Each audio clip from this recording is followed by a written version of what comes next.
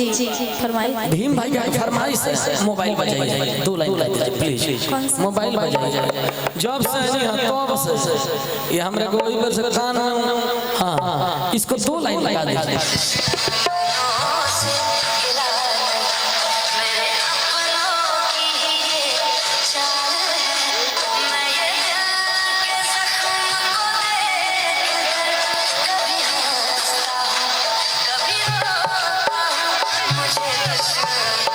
ये तो मोबाइल फट गया नर ना गिला नहीं कि मुझे अपनों से अब सबाब है।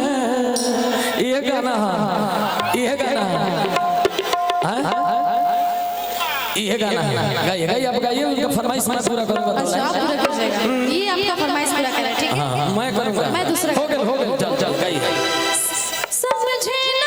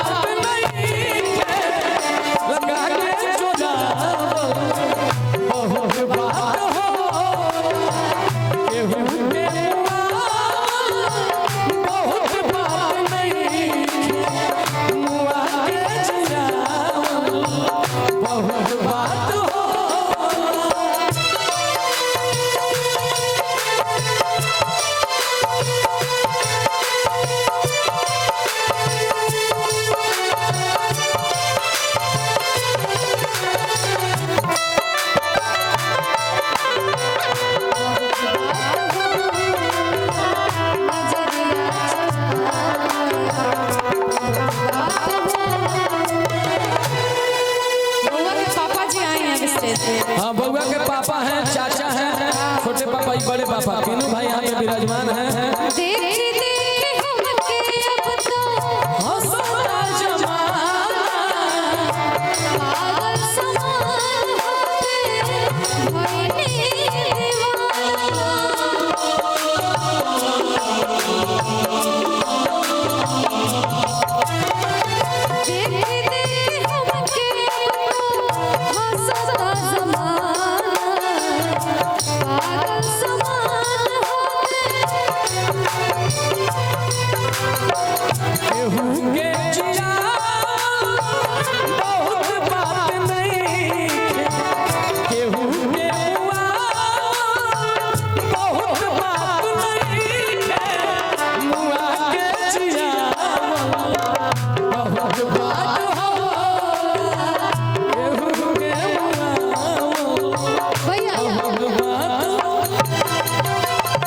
आराम से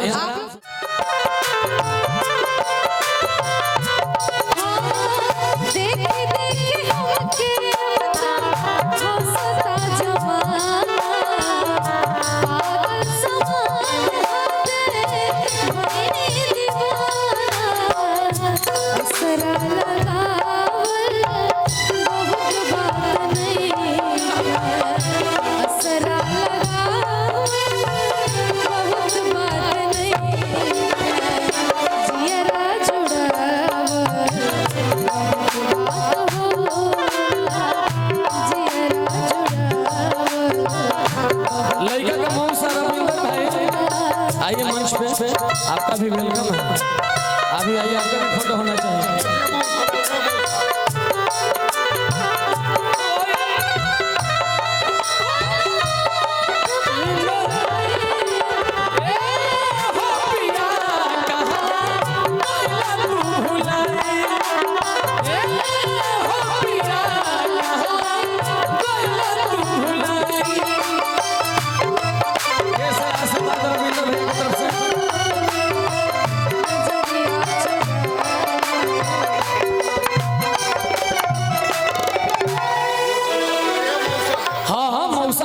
समझ गया मौसा जी का भीम भाई जोड़ा नहीं के तो माल तो देवल गीज के लाई के सने चल गई जब से सूरज के घाम देखनी तब से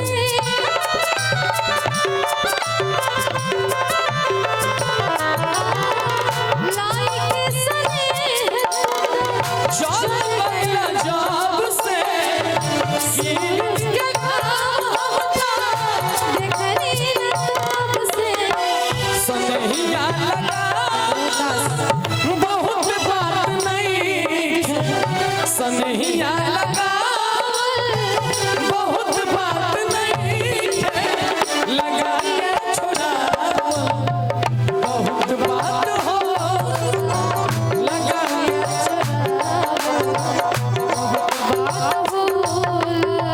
नजरिया